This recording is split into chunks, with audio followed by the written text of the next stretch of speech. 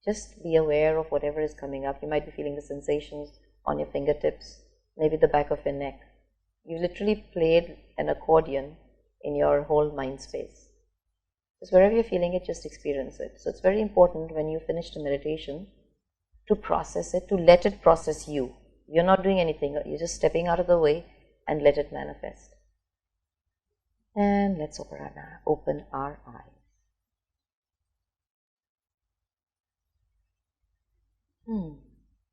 Refreshing. Isn't it? Relaxing. Yeah. And do you feel any sensations in the top of your head? Since we were carrying the sound current in the L shape, that is very, very important. Yeah, I think around the eyebrow, along the third eye chakra, somewhere there. Yeah. Definitely. So in the beginning, please do not get disheartened. You might feel, oh my God, I can't carry the sound current, and oh my God, I can't say it, or oh my God, I can't tap my fingers in the right order. But it will come. Patience, practice, commitment, discipline, character, grace.